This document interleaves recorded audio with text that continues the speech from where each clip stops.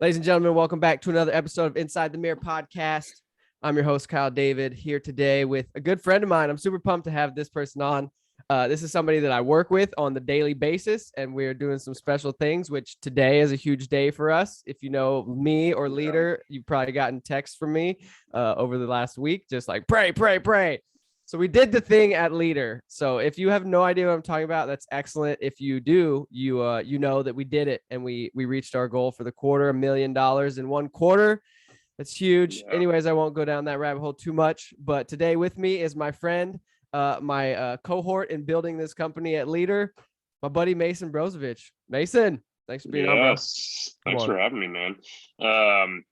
Yeah, we could go down the Leadr rabbit hole really quickly, and I feel like we're both still in a bit of shock and a daze, like what just happened, and Yep.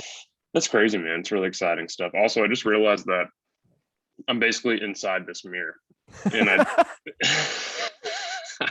I didn't do that on purpose, but as you were saying, it seems fitting. So yeah, man, I'm excited to chat. Thanks for having me on. Yeah, bro. Thanks for being inside the mirror. Literally. Yeah. Literally. Yeah. Well, give us the rundown, man. Like anybody that's listened to this for any amount of time knows I got my format. Like, give us the brief intro of like who you are, where you came from, what you're all about. Yeah. I'll start the most recent things, I guess. So in the last, it'll be a year in July, I've experienced probably the most transition that I've experienced my whole life. Decided to do a lot of major transitions all within the stretch of a couple months. So just moved to Dallas in July with Kristen, my now wife. We got married in October. So we moved to Dallas in July on pretty short notice. Got married in October. She started a new role with her company. I've started 2 different jobs, still at the second with Leadr, obviously. No community, no familiarity with Dallas. I mean, totally just kind of uprooted our lives, moved here, and there's good reasons for that. So a lot of the transition that still feels fresh, or a lot of kind of the bigger things about my life that still feel fresh happened within the last just handful of months. So where did I come from? Came from the great city of Denver, Colorado. Shout out. And I remember the day I walked into Leadr and shook your hand during my interview, and learned that you were also from Colorado, and that was like a warm hug on a cold day or something. It was just like because I was still in a bit of a shock that I was here in Texas. Big change. So anyways, I grew up in Denver. I grew up just west of Denver in Lakewood, Colorado. So that's still home. Just recently went back and visited for the first time. And it was one of those weird things where I was visiting home.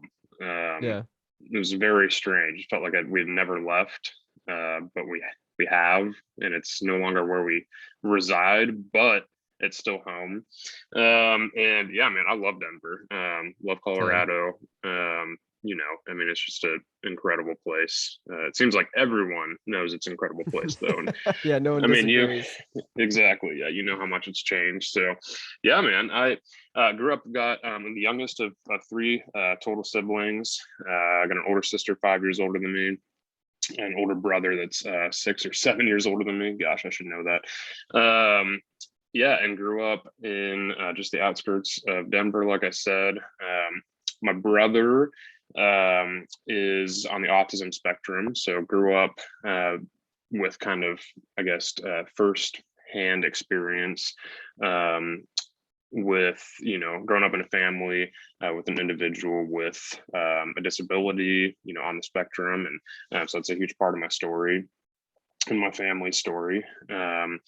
And yeah, I mean, I like kind of makes me want to vomit, but I was your stereotypical, like, middle class, white, grew up, was an athlete, did good in school for the most part until something shifted, like sophomore year of high school.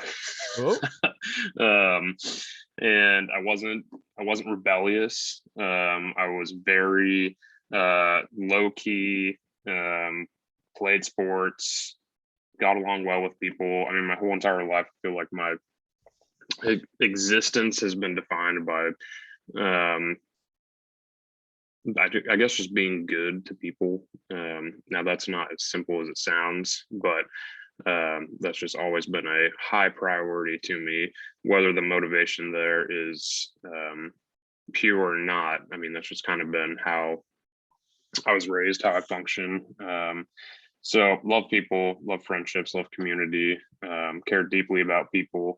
And over the last handful of years, I've started to learn how to care deeply for myself, which has been a journey. But yeah, man, went to school at Colorado Christian University. Popped in and shout out, go Cougars. Yeah, very, very interesting. I mean, we could spend hours talking about that experience. But was in and out of there for 7 years. I tried dropping out twice, and You tried. I tried dropping out twice. Ended up coming back both times. First time I tried dropping out, I went and did some traveling and some missions work. Again, we can unpack that for hours. But yeah, I spent time in India, China, Malaysia, Australia. Did a couple different trips to England. So I kind of had this big travel bug during my time at CCU. Came back, did a couple semesters, started getting really angsty, tried dropping out again, just wanted to work. And then I realized that I love learning. I just really, really, really struggle with traditional education, as a lot of people do. And we could talk about that for hours. Yeah. But yeah, ended up circling back, decided I did want to finish. I had changed my major 6 times up to that point, and landed in psychology, which is kind of felt like home for me. And I would say that kind of decision and those couple of years of wrapping up my degree and barely finishing, but studying psychology, surrounded by some really incredible professors, mentors. That experience was not just, a piece of paper for me. It was never about a piece of paper ever. I could care less. I really wanted to be transformed by what I was learning, and I definitely think that was the case, kind of looking back. So loved my psychology degree, love what I learned, love that I get to use it every single day, and that I'm continually changed by it, and what I learned in the relationships I built during kind of that season. So yeah, man. And then now we're kind of here. So trying to figure out how to be an adult, learning what marriage is, and trying to establish some sort of career. So yeah, I don't know, man. Does that answer your question? Oh, 100%. That was great. Thanks for sharing that. That was great. That was one of the better intros there. Some people, it's tough because people are like, well, what do I tell you? So you kind of covered. It's like sitting down for an interview. It's like, tell me about yourself. And it's like, what do you want to know? I don't know. No, that's good, man. That gives us a lot to go off of, I think. Like, first of all, as someone that knows you, like, I consider you like a person that chases purpose, or that like is seeking purpose. And I get geek. Yeah, I get geeked to be around people like that. Like, being around people that want to do something that matters. Right. That's like the ultimate for me. Yeah. It's so wild that we've both been dropped at this company where it's like the whole mission is purpose and people. Totally. And I'm like, this, like we said before we started recording, it's kind of like, is this real? Like, what? Right. This can't be real. But it is. Definitely. Yeah. Excuse me. So for you, man, like, you've had just like this life's pursuit of like loving people, learning what that means. And as somebody that also loves people, but something you said that I would like to double click into is like, it's so easy for certain people like you and I think to just love people and be like, yeah, I love everyone. And we pour into people. But you said it, like, there's this thing called loving yourself. Right. It really can be difficult. And I'm still trying to wrap my head around it. And I think I've improved, but like, let's double click into that. Like, has it always been a just like external focus with like forgetting that like, oh, I need to be loved by me. Right.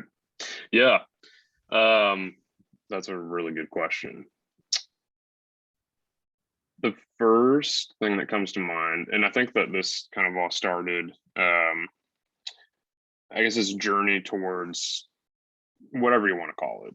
I mean, loving yourself, learning to accept yourself, learning to know yourself, whatever you want to call it. There was a time when I was probably supposed to be in class, but I was not. And I was just kind of reading and thinking. And so I don't know, there's this idea, and this is kind of what I took away from this time. There's the idea within scripture, love your enemy. And it's kind of on the same day we were talking in one of my classes just about shame, and that's a whole other conversation we could have for hours. Totally.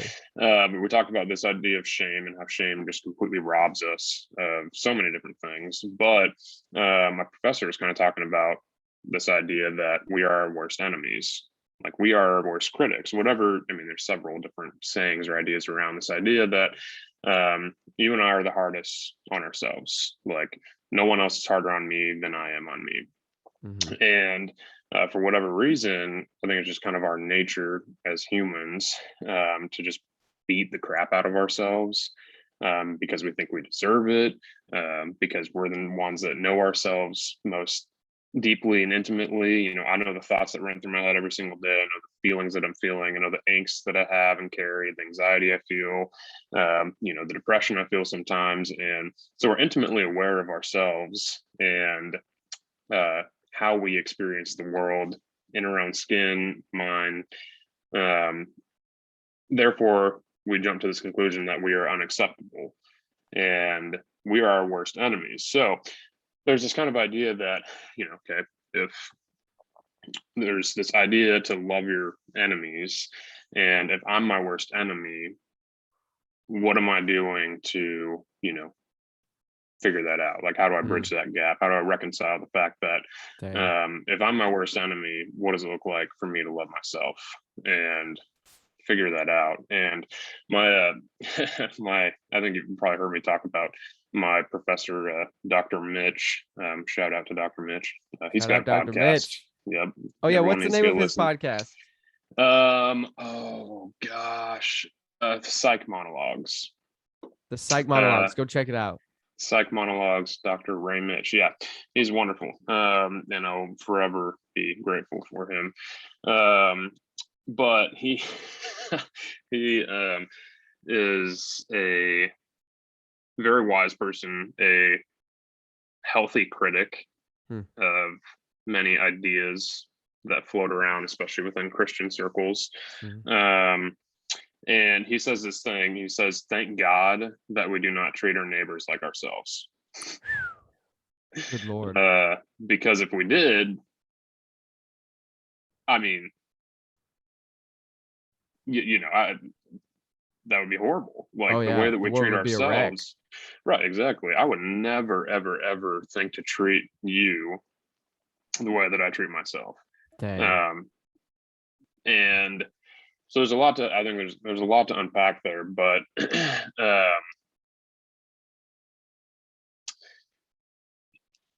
why is it that we are unable to accept the fact that we are acceptable? No one else around us is necessarily, of course there are reasons for the way that we see ourselves. There's messages that we've attached our perspective of ourselves to, that we've kind of gained throughout our whole entire life. If you think about like sticky notes, like I like to think about this like a sticky note analogy. So as I'm growing up, all these different messages, I'm interpreting the world around me. I'm interpreting the whatever you want to call it, the environment I'm in. I'm interpreting all these different messages about me. And I'm writing them down on sticky notes and just sticking them on myself. So pretty soon I'm covered in all these sticky notes. with these messages of who I am and how people think who people think I am I loved, am I accepted, and I've written down all these messages on sticky notes, and I'm covered in them. So we do pick up these messages and these narratives along the way. So there are reasons for why we see ourselves certain ways, but and there's unhealthy people, there's unhealthy relationships, there's all these different scenarios that lead to that place. But at a certain point in life, like if you get around healthy people and safe people, like no one is sitting around, pardon my French, shitting on you like you are. Fact. And anyway, so I'm kind of going on a rant here, but yeah, I mean, I think there's a couple things that help bring healing to kind of those narratives, and that's being with safe people, surrounding yourself with people that love you and understand you, and that healing kind of gets worked out in healthy and safe relationship. The messages that you and the narratives you've been telling yourself for however long continue to get worked out and unlearned within healthy relationships. So anyways, I went all over the place, but oh, that's good. That was really good. I love the sticky note analogy. I've never heard that, but I totally think that's a fire analogy, because it's true. Like, and even like as somebody that's older, right? And like I have friends and siblings that are trying to, unravel and unpack all of life's traumas and such. And it's just like, it's that you start to unwind it and you find all these points where you're like, oh yeah, that's where I started thinking X about myself. Or that's where so-and-so did this to me and it made me feel like this about myself. Or I remember when I was a kid here and this happened, and since then I've thought this about and it's just like, you just start unraveling all of these things that when you stand there before you start to unravel it all, you're just like, I don't know why I feel this way, why I think this way about myself. And you start to unravel it and you start to like identify, like you're saying, all the sticky notes that you've put on yourself over time. And you're like, oh my goodness, it makes sense, but it's a whole process, bro. Oh, totally. Yeah. I think, like, so much of like growth and healing and learning is unlearning those things. It's like you said, unraveling, all these different things that we've learned over time. It's unlearning those things, it's deconstructing those things, and kind of reframing those things and rebuilding those things. So anyways. Yeah, no, that's it. And it's like, I think about this a lot, like the way, and you kind of said, like the way we think about ourselves and the way we treat ourselves, we would never transfer to another person. Like it's unthinkable. Where do you think, like, as far as like in your journey and where we're all just at in the journey, like what do you think is one of the biggest unlock? Well, I guess you said it, so I guess let's double click into that. Like you said, being around people is basically like, not that it's a secret, but it's like an unlock to be able to help start to unravel some of that. I know from my own experience, when the years I previously was to Leadr, the past like 3 or 4 years before that, or maybe 5, when I was unpacking a lot of like, my broken engagement and all these different things, I really isolated myself. And so right before Leadr, when I finally started getting in a community with people again, that's where I was like, oh, I just really need to be around people to like have a sounding board, you know? Oh, totally. Like talk about that. Like, so you found like success in being like, hey, let me get around people and be vulnerable, because vulnerable is a word that you and I have talked about a lot just at work, and the power of that. Yeah, absolutely. I think we all know that we're wired for connection. But at the same time, connection is really vulnerable. It's really scary. It's difficult. It takes time. It takes work. But I think I remember a conversation I was having with Dr. Mitch again, where basically we were talking through some stuff, and it was this idea. Oh man, I'm gonna have to find this quote. I actually may have it in my phone. I might pull it up, but basically it's this idea that the very thing that we're scared of is the very thing that will actually bring true healing. So we're absolutely terrified of connection because we've experienced the pain and the grief of disconnection. But the only thing that's truly going to bring, not the only thing, that's a generalization, but a massive part of bringing healing to that is to connect again. So it's this idea that, you know, if you've experienced broken relationship, a part of healing is healing in and through healthy and good relationship. Now, that doesn't mean perfect relationship, and there's a massive distinction. Like, if we were to pay attention to how many times when we are listening to or processing information or sitting in communities talking about growth and faithfulness and whatever, if we were to pay attention to how many times we interpret what someone says as you need to be perfect, like that, because honestly, like, that's what we hear. That's not what people are saying, but that's what we hear. We'll sit in our huddles sometimes and we'll talk about discipline, we'll talk about, you know, grinding, we'll talk about all these different things, and I guarantee you, if we were to sit around in a circle and ask how many people interpret that as I need to be perfect, we'd be astonished at how many people in the room are saying or interpreting or thinking like, okay, I just have to be perfect.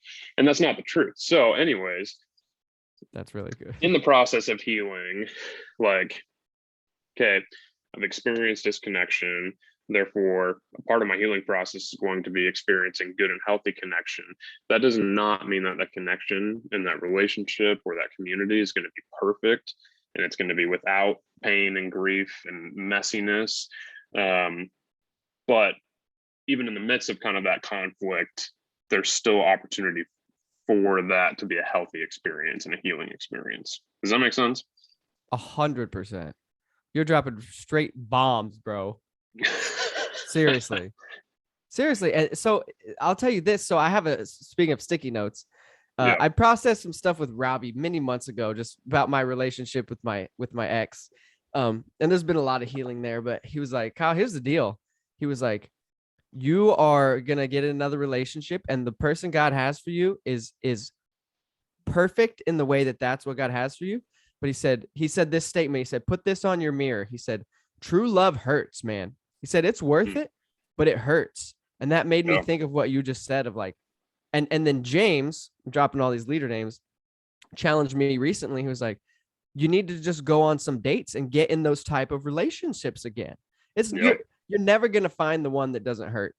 And you know, you're recently married. You could speak to that. Right. Like, you're never going to find a relationship that doesn't have its issues and that hurts. But that's and maybe I'll ask you this.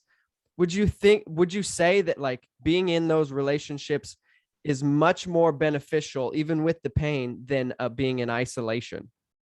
Oh, absolutely. 100%. There's a old Ash Wednesday service. This is so random. This was a handful of years ago. But I was listening to a message from what church was it? It was it was an Episcopal church in Denver, and they do like a really, really beautiful Ash Wednesday service. So I was listening to the message, and basically sum it up. This guy talked about how, like, community, if you're to think about, this is somewhat of a horrible image, but if you're to think about community, what real healthy community is people bumping up against each other, and like it's like these clashing of these sharp edges, and what it does is it hurts, but it's refining, but it hurts, but it's refining, and it's a really like a beautiful thing, because like despite the conflict that exists there, it's providing healing, it's providing something new, it's providing, like, it's cutting away, that's kind of what he said, it's cutting away the false self, it's cutting away the you know, the pain and the what the fear of connection, like all these different things. So community is like the very thing, or relationship is the very thing that cuts away, you know, the fear that we bring, and whatever it is the avenue in which we heal. But that doesn't mean, like you said, it doesn't mean that it doesn't hurt. Yeah. It doesn't mean that it's not absolutely terrifying. It doesn't mean that it's not vulnerable. It's all of those things. It is terrifying, and it's painful, and it's vulnerable, but at the same time it's really beautiful, and it's a journey. Yeah. Anyways, I feel like my brain's all over the place, but No, that's what it's funny. Every person that I think I've ever done a podcast with, we've both said the same thing. I feel like I'm all over the place, but that's why I love this, is because it's just like, we're just having a straight, authentic conversation that if we were doing this off here, we would have the same conversation. right. You know what I mean? Oh yeah. If we were Yeah, sitting down definitely. smoking cigars and like talking about this, we'd have the same conversation, and our Which we brains need would to be all do. over the place, which we should do. Shout out Yes. Joe Russell. We got to get this locked in. Yeah, exactly. No, bro, but like that's totally it. It's like, and on a more macro level, like I say this a lot, I really believe that like all of the good things in life are on the other side of hard things.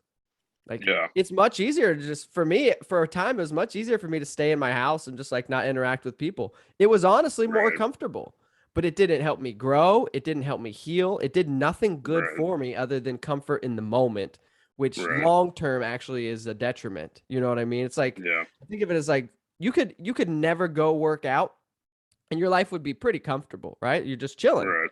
Working out is Yeah. hard, exercise is hard.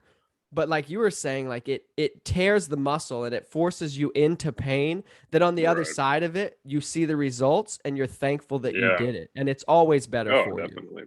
Yeah. You know what I mean? There's this was the phrase I was looking for as we were chatting. Conflict is the gateway to intimacy. So, and again, I'm borrowing this from Dr. Mitch. So good. You can see why I loved his classes so much. But yeah, he talks all the time about conflict being the gateway to intimacy. So, and you can take that whichever way you want, like within relationship, within disciplines, within having to work hard for something. Like, you can say conflict is the gateway to growth. It's the gateway to whatever. And you can define conflict however you want, like very little like arguments, or conflict is, me choosing to go be healthy and knowing it's going to lead to whatever. So anyways, but that's not like a fun thing. Right. So no. It's no one's like, what's on your schedule today? And you're like, well, from like 2 to 4, I have conflict. I'm super pumped. Right. Yeah, exactly. No. And I'm the poster child of avoiding anything that's conflict related. Really? Absolutely. Yeah. I hate it. It makes my body like churn. I despise conflict. So anyways. Yeah. Why do you think that is? Is it just the discomfort? Is it because you don't want people or yourself to like have to feel the negative emotions? Like, what do you think it is? Oh, all of the above. I mean, from a very from a very blunt perspective, it's codependency.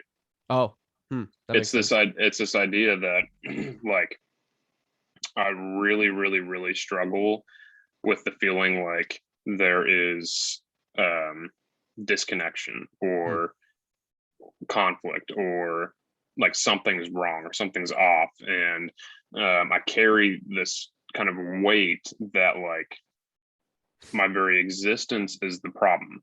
Like if there was an elephant in the room, it's me. Or if like something's wrong with so and so, like I'm the problem. So yeah, from a very, very like whatever you want to call it, I'm not a psychologist, but like a clinical perspective, it's like a struggle of codependency. Beyond that, it's the what am I trying to say? It's the absence of, or the lack of, seeing that done in a healthy and productive way as well. Which again, how do you work that out? within healthy and safe relationship.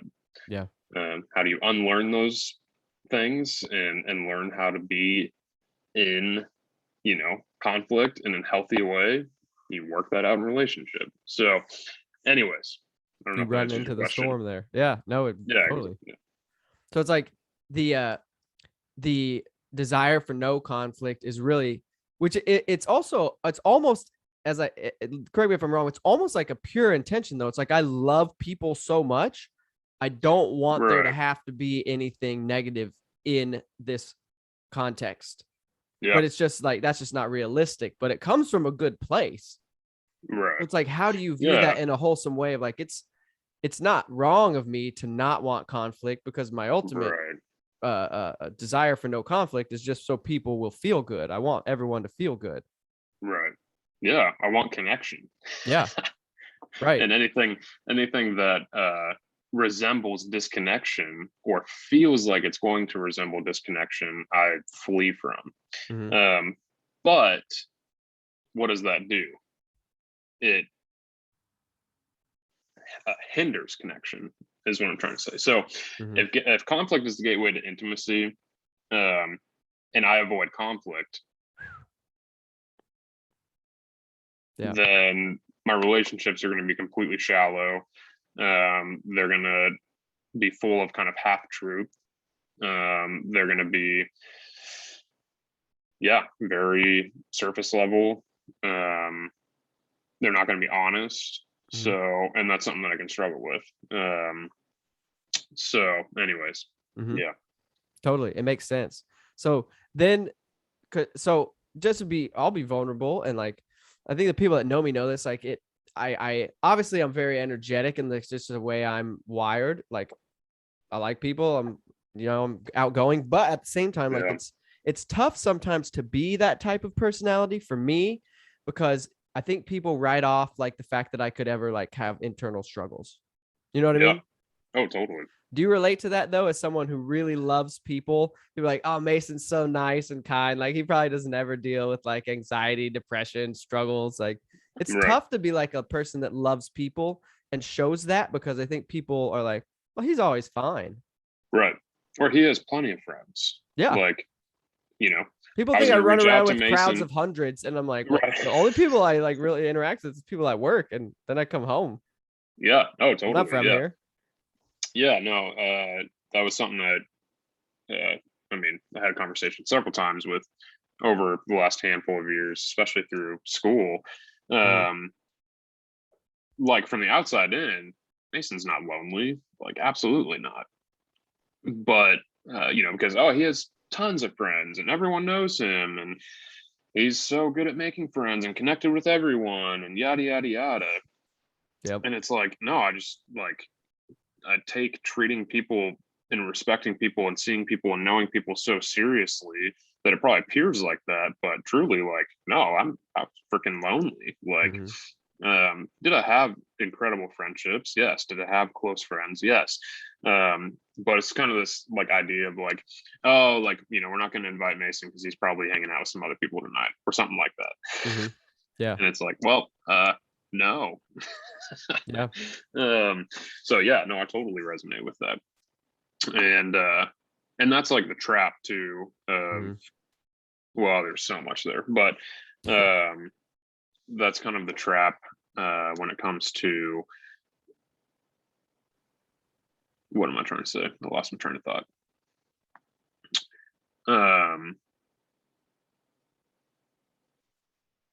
Not knowing and expressing your own needs, like, That's huge.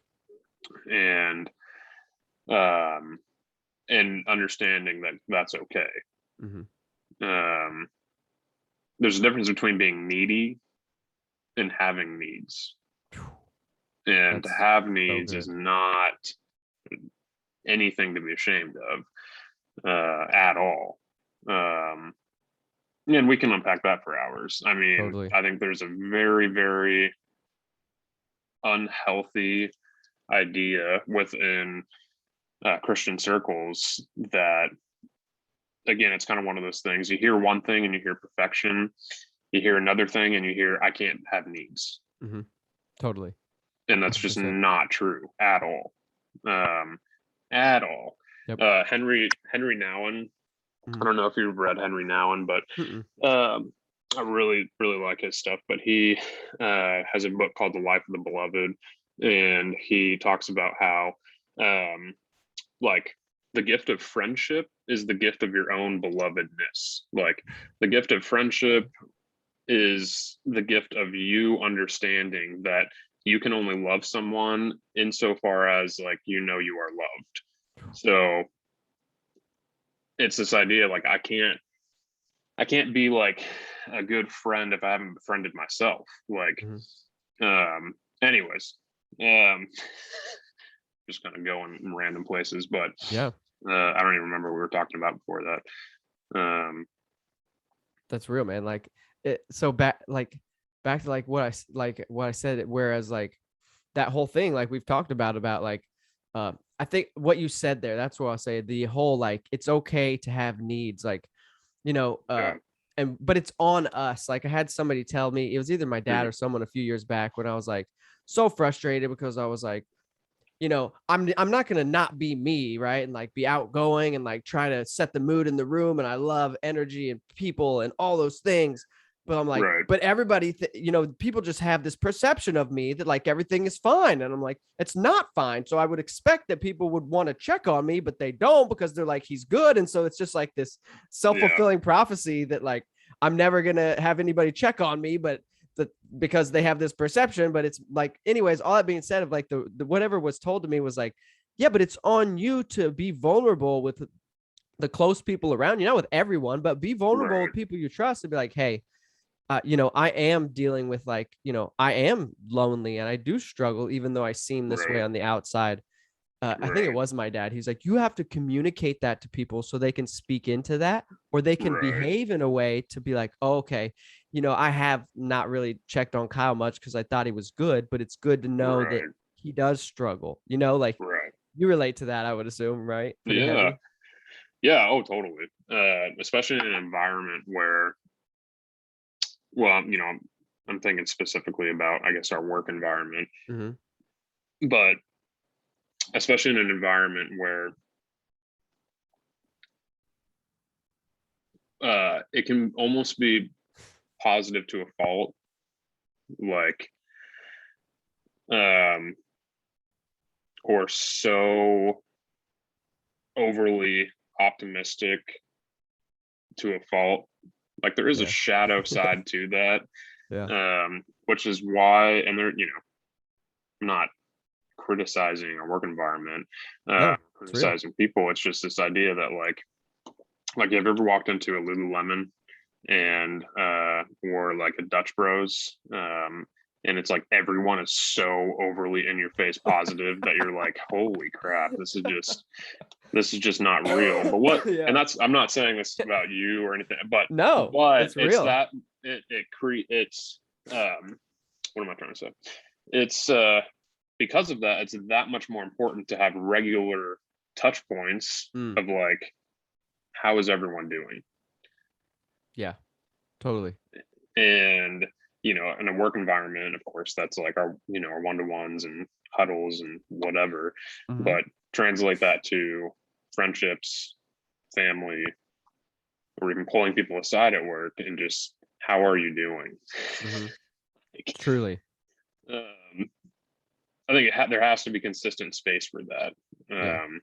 Otherwise it is easy to just run around. I mean, I'll be the first to admit, like, I pretty much assume you're good every day, all day. But at the same time, I trust to know that you'll tell someone or be vulnerable and say like, no, I'm not. And that's great. And that's okay. Anyways. Yeah, I think that's you hit it on the head. And I still do a poor job of like, I'm getting better, but I still do a poor job of like being vulnerable. I preach it all day. I'm like, we got to be vulnerable. And I'm like, hey, come tell me what's going on with you. But it's still like, it's easier to tell other people to do things than to do it yourself. Right. Like I can tell people to be vulnerable all day and I'm happy to listen. And I think you can relate. Let me help you work through this. But then people are like, how are you? I'm like, I'm good. I'm fine. Right. So I don't want to have to process all that. I don't Right. want you to. And here's something maybe we could click into. I don't. Again, it goes back to something you said earlier when you said you don't want other people to have to feel conflict. I don't, and I'm getting there. I don't want other people, and maybe as I unpack it out loud right now, I'm like, dang, that's bad. I don't want other people to like think that I have a lot of problems because I feel like that could be a burden for them and it could take away from like what I'm giving to them in like my positivity, my energy. I'm like, I just want to give them Mm, that. I don't want to give them the negative side because that right. kind of that, what if that detracts from the positive side? I don't want Right. to be a burden. Yeah. Oh yeah. Um, yeah. I'm preaching to the choir here, to yourself and myself, but no, literally no one. People just want like you, Hmm. all of you. You know, um, this is and people just want all of me. Mm-hmm. Like I have to remind myself all the time with Kristen, like she's not asking me to be something and she's not asking me to be a certain way. There was a couple days ago or whatever, Kristen was, she was super like in a good mood and happy and had a good day and excited and they closed some deals and whatever. And I like got home from work and I was just dead and so Fair. tired. And I haven't like felt myself for a couple weeks and felt very disengaged and disconnected and like just was like blah. Mm-hmm. And then I like was like felt bad and I was like, I'm sorry, like I can't match your energy right now. And she was like, you don't have to. I'm not asking you to. Like, what? Mm-hmm. Where does that come from? Um, so yeah, I think truly, like, it's not to say there are unhealthy and unsafe people out there that just want positive Kyle. And if there are, I mean, screw them. Like, those aren't your safe people. Those aren't your closest friends, like people Mm-hmm. that love you and know you. But those that do don't want the cookie cutter version of Kyle. They want all of Kyle, whether that's you walking in the door and giving like hoot and hollering, pumped up, excited, positive, we're gonna make millions of dollars at Leadr. Or it's you walk in the door saying like, dang, like I'm tired and I feel really lonely and I'm scared and whatever. So there's this all the stuff's like coming floating back to my mind from Dr. Mitch again, but he talks about the stained glass self. Hmm. So if you think about a like stained glass, whatever, I grew up Catholic, so I was around a lot of stained glass. Thing. So if you think about stained glass, like what stained glass does is it perverts the reality on the other side, Hmm. if that makes sense. Totally. So you have this, and it looks beautiful. Thing. Like it looks really, really good, but it perverts what's on the other side. So So good. it's called the stained glass self. Like we create this reality that people see, and it perverts what's really on the other side. And the the journey or the idea is, how do we uh, create, not create, but how do we just show up, like own ourselves in terms of um like who I am, like what you see is what you get. Mm-hmm. Like kind of stripping away the stained glass self. So the opposite of stained glass would be clear glass. Mm-hmm. What's on the other side is what's on the other side. Yeah. Like what you see is what you get. It's not this perverted reality that looks really, really beautiful and good that we've created, but on the other side, there's a completely different reality. But that's not to negate or minimize the fact that to strip away kind of the stained glass self is absolutely terrifying. Mm-hmm. But why? It's because we've already decided what's on the other side is unacceptable. Hmm. But it's not. Yeah. Like, and this is for myself, this is for you, for anybody who's listening. Like, I dare you to ask someone, like, say, hey, this is something that I think about myself regularly. Like, what do you think about that? Hmm. or how does that land with you, or what do you like? Have you ever thought that about me? And that's an opportunity again with people that are trusted, that have relational equity, that are, safe people. Mhm. Like, don't go ask some crazy friend that's like borderline abusive or whatever. Like, Right. that's not the kind of people you want to be around anyways. But like, that's how we start to truly strip away this stained glass self is, hey, give me some feedback. This is something I think about myself all the time. Like, is that what you see, or what do you see? And that helps us start to kind of own these fragmented pieces that we just, this reality that we're creating for everyone else to see, even though on the other side it's completely different. So anyways, Bro, that honestly, what you just said about the stained glass self will probably sit with me for the rest of my life. That's it's gonna haunt you. powerful. I hope it does, because it will force me to be reminded of like, hey, what am I creating every day in people's minds? Like, what Hmm. are they seeing from me? Is it real, or is it, again, the stained glass self would still Yeah, be fragments of who you really are, but put right, together in a certain way and collection and array that isn't the authentic like portrayal. right. That's super freaking good. Shout out to Dr. Mitch. That man is just wrecking me. I know. I'm gonna send this to him because Oh he's, yeah. I'm pretty much just regurgitating everything that he's ever taught. Um, so, and it's a good reminder for me too. Like, I haven't Hmm. processed some of this stuff in a while. Like, and so it's a really good reminder to me, um, just to be, vulnerable and honest and trust that the stuff, the conclusions I've come to about myself are more than likely not the same conclusions that Kristen's coming to, or Hmm. you're coming to, or family's coming to, or whatever, Hmm. Yeah, it's like you have to have people looking from the outside in to remind you what's true about you, because Right. just in a what's the word I'm looking for, in an echo chamber of yourself, there's a Yeah. lot of lies that swirl around and just bump around, and there's no way for them to get out unless Right. truth gets infused in there to like diffuse the lie. You know what I mean? Yeah. Oh, definitely. Yeah. Absolutely. Yeah. That's huge. Man, I'm just saying that stained glass, that puts a lot of like, that puts a visual to what I feel a lot of the times, or have felt in my life. And I'm not alone. I think you felt that. I Sure. think Oh, most yeah. people have felt that. They're like, man, I know there's parts of me that I'm holding back, Yeah. but I don't have a real good visual of like, to put that in place to be like, oh, okay, that's what I'm Right. doing. You kind of Yeah. know, like, I'm not totally giving all of my parts of myself all the time, but I don't really know what that looks Right. like or how to go Right. about all that. Yeah. And we can't like shame ourselves for that either. Yeah. Because that's the thing that a trap that I fall into a lot is, you know, there's just like, okay, there's this idea of the stained glass self, and I know I'm like pulling things back and hiding themselves, and why am I, and why can't I just, and why I should, and like that's not helpful either. So you Hmm. can hijack an idea like the stained glass self and try to make like be perfect at not being the stained glass self, and like that's Yeah. not helpful either. Right. Like that's what like uh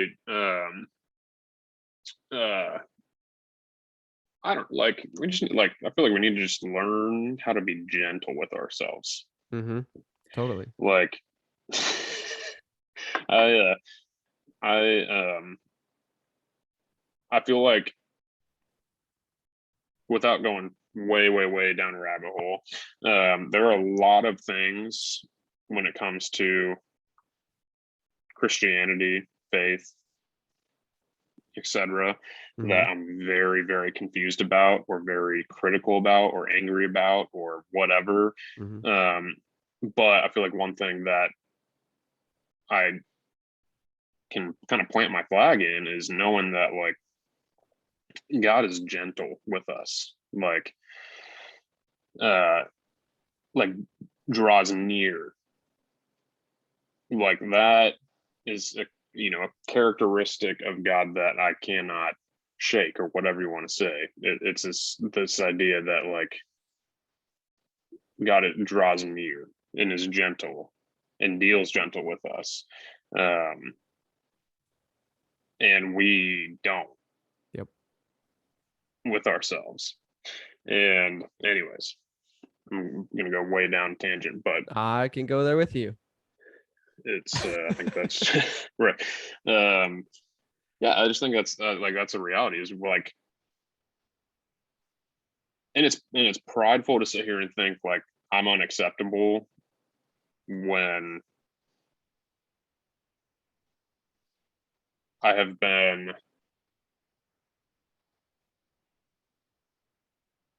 what's the word claimed or whatever. I've been claimed, accepted. Mm-hmm. So anyways, we don't have to go down that rabbit hole, but No, that's right. We've Western. I have a lot of conversations now, mainly with my dad and some people in my men's group at church, about that idea of like we've hijacked a lot of things and made it this Western, like performance based thing. Like, oh, totally. Christianity and faith itself has become, guilty as charged, to be very honest, a performance. I have Absolutely. to do these things to be accepted, which is literally the opposite message of the entire gospel, which is like you are already unacceptable in your own doing. But God was like, no. You're accepted, flaws and everything. Every mistake you've ever made has been forgiven. You're accepted. You are cleansed. And we live in a culture that's like, no. But you have to do a few more things. Yeah. Oh, definitely. Again, Dr. Mitch. I'm just beating the dead horse here. Legend. But something he talked about all the time is we talk about how there's nothing you need to do to earn the love of God. And then as soon as someone accepts God, we start telling them everything they need to do. That's so right. It's right. It's completely backwards in my mind. Yeah. Not backwards in terms of it needs to be flipped. It's backwards as in it doesn't make any sense at all. Yeah. You can't tell someone that there's nothing they need to do to earn the love of God. And then as soon as they accept God, whatever that means, start telling them exactly how they need to behave and what they need to do. Oh, that's so good. That's not... The church is getting wrecked right now. Well, it's just, and it kind of goes back to what you said, just this hijacking. Yeah. And we're really good at that as humans. We're really good at hijacking things and perverting them, and I mean, that's in our nature. And anyways, we like to take pure things and distort them and make them into something that serves us more than it really actually serves what it's supposed to serve. Like that idea, what you're just saying of like, I think it's like you were saying about, hey, now you have to do these things. And I've had talks with several Christian men recently about if you accept that grace, that love, that gentleness that is offered to you, it should make you want to do the things. Right. You don't have to do the things. It should just be like your heart is changed. So you're like, I want to do those things, right? Like I want to love other people and I want to continue to work on myself and I want to do these things that I'm called to do. But I'm not required to do them now because of this. It's like your heart should be spurred towards those things for sure. Sure. Yeah. But there's no like, okay, you've now committed your life to Christ and you must check these boxes now. Like, hey, here's your list now. It's like, no. Now live in that freedom and just let your heart go where it's supposed to go. Because as you accept more of that, you'll just be spurred on to good things. Yeah. Oh, definitely. Yeah. Yeah. It's a checklist. It's not a checklist. Right. Yeah. Your heart will continue to move towards the things that God wants you to do by default. Sure. Yeah. You know what I mean? Yeah. Oh, yeah. Definitely. It's yeah. And I would argue that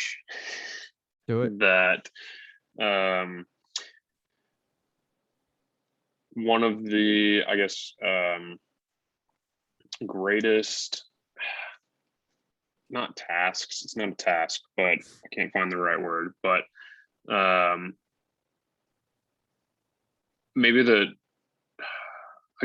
greatest burden that we carry, or that Christians carry, I would argue, is learning how to accept the love of God. Mm-hmm. Like that is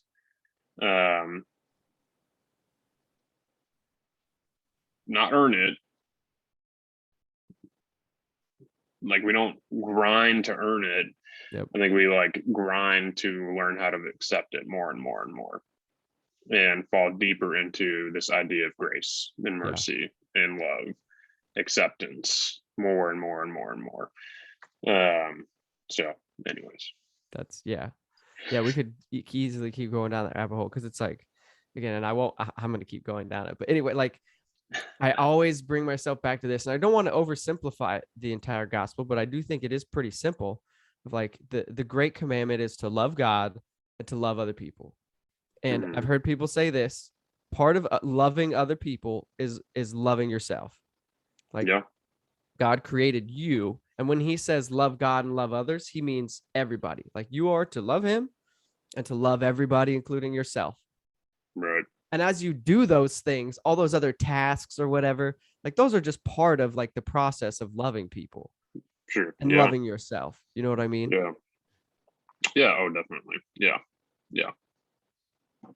Okay, we'll stop the rabbit hole there, because otherwise we'll do a whole podcast on Western Christianity. Right. Yeah, exactly.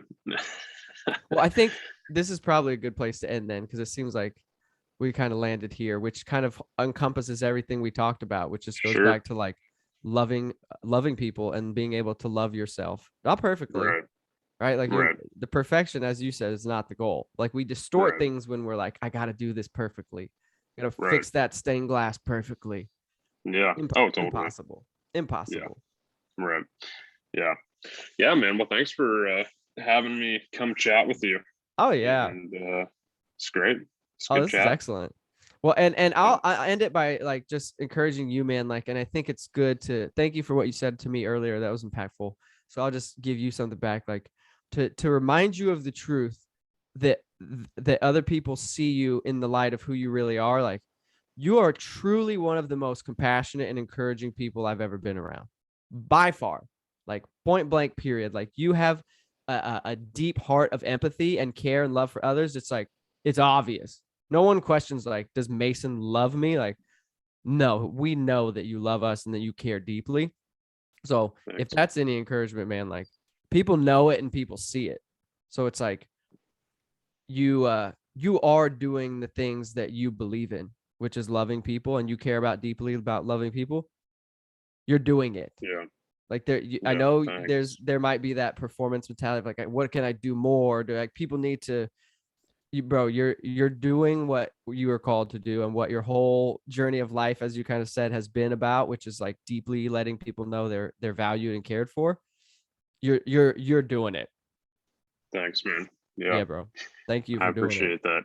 Yeah, absolutely, man. Now I just gotta continue to remember to do that for myself as well. Yeah. So, well, I appreciate you, man. Thank you. This was fun, and I can't wait to celebrate the company wins this next week and beyond. So come on, and there'll be many more conversations because I have off camera, because I have so many thoughts now about how we can implement some of this stuff, just like in our daily work life. Yeah, totally. There's a lot there. The stained glass might need to be an entire huddle, I'm thinking. Oh, absolutely. We can do it. That'd be great. Yeah. Well, also, shout out to Dr. Mitch for basically. Oh, seriously? What's his podcast name again? Regurgitating all of his things that he's taught. It's called the Psych Monologues. The Psych Monologues. Go check that out if you're listening. Psych Monologues. Yeah. He's great. So shout out to Dr. Mitch. Thanks again, bro. Thanks for sharing your heart. Thanks for just being you, man. Like, you're a gift. You're a blessing. Yeah. The future ahead of us is, again, the vision cast at the end of the podcast. It's freaking massive. Like, as we continue to unravel like how we actually are supposed to do life with others, it only gets better and better. You know, it's it's not gonna get worse. There will be bumps along the road, but it's only gonna be up from here. You know, man. It's just like hiking, right? There's gonna be some ups and downs, but you're still going vertical as you elevate. So anyways, kind of like the real estate market. Just kidding. Hey, whoa, shout out. Now we're gonna talk about inflation for a few minutes, folks. No, I'm just kidding. Oh man. All right, man. We'll have a good rest of your weekend. Thanks, brother. Rest. I appreciate it. You do the same. All right. Ladies and gentlemen, thanks for listening. It's been another episode of Inside the Mirror podcast with Kyle and Mason Brozovoch. Go check out the Psych Monologues, Dr. Mitch. Thanks again, Mason. We'll see you. We'll see you soon, my friend. Take care. All right. See ya. Peace.